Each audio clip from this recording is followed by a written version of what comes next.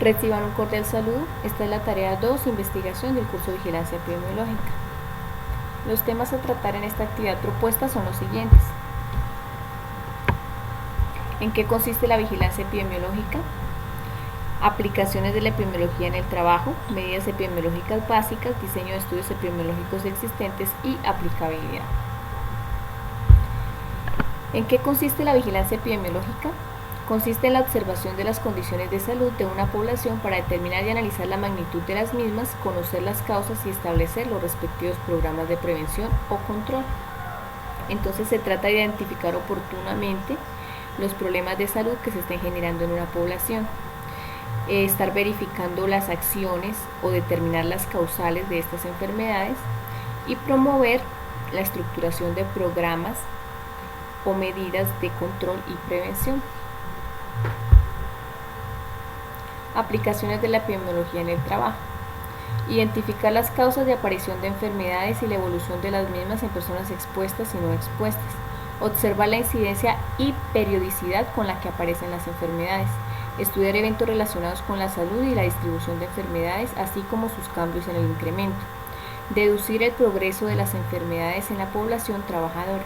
Crear programas y medidas de control y prevención y evaluar la eficiencia de las mismas. Estas aplicaciones se dan teniendo en cuenta la observación. Siempre se debe supervisar y controlar la periodicidad o la frecuencia con la que se presentan las enfermedades, así como su incremento o disminución y la comparación entre personas expuestas y no expuestas a los riesgos. Y también tener en cuenta que los programas que se realicen o las medidas de control y prevención sean eficaces.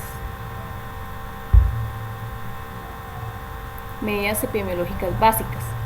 Están las medidas de frecuencia, medidas de asociación o efecto, medidas de impacto potencial, las cuales se determinan a través de operaciones aritméticas simples o instrumentos matemáticos conocidos como razones, proporciones y tasas. Estas medidas epidemiológicas básicas, como lo mencionaba anteriormente, son de frecuencia, asociación o efecto o impacto potencial. Tenemos las de frecuencia absoluta, que como su nombre lo indica, son medidas de frecuencia que permiten determinar la cantidad de veces con las que se presentan episodios en la población, las características y su dimensión. Dan respuesta, por ejemplo, a cuánto, cuántos, qué tan probable, qué tan frecuente, cuál sería su nivel de riesgo. Este estudio es el primero que se debe tener en cuenta para una investigación epidemiológica. Por ejemplo, número de personas expuestas a asfalto, número de hombres y mujeres afectados por cáncer de pulmones.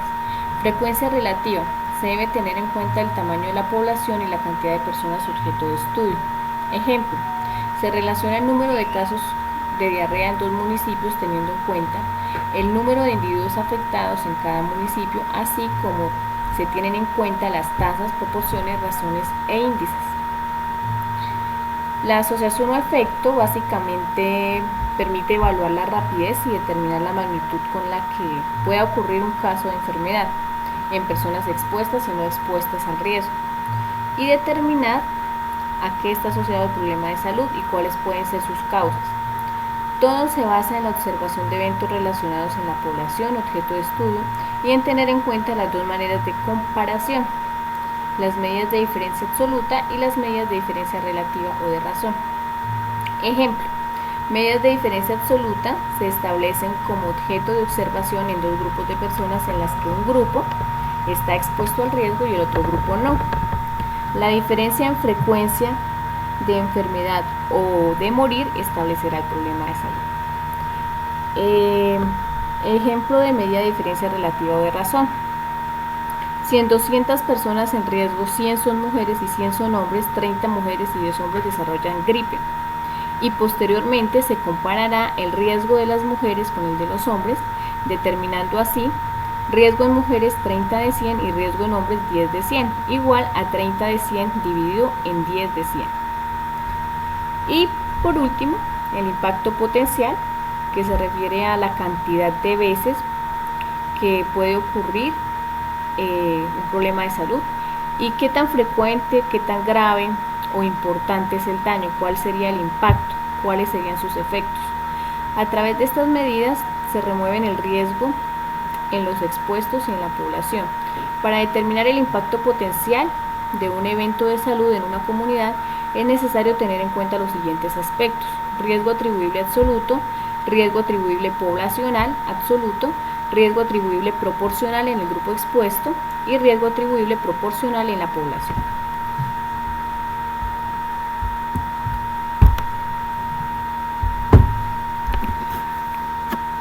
Tenemos las razones, las proporciones y las tasas, que son las medidas para determinar estas frecuencias.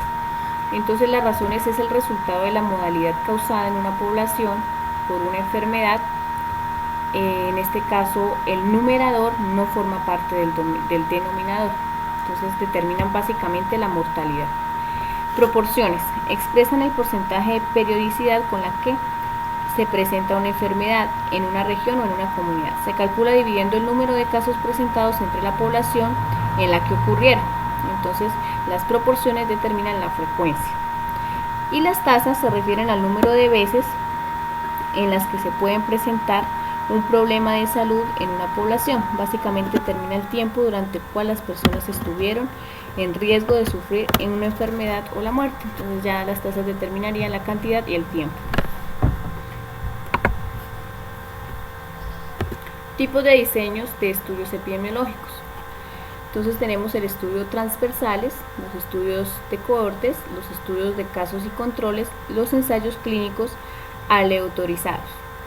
Entonces, en los estudios transversales, estos son estudios analíticos y de observación. Describen la periodicidad con la que se presentan casos de enfermedades y las miden durante un periodo de tiempo determinado. El objetivo primordial de estos estudios es descubrir la prevalencia de algún tipo de problema de enfermedad de salud. Los estudios de cohortes, para este estudio se toman dos grupos de personas, los cuales uno está expuesto a la enfermedad o a un factor de riesgo y el otro no. Este estudio determinará a través de la comparación de los dos grupos en cuál de los dos se presenta con más periodicidad una enfermedad.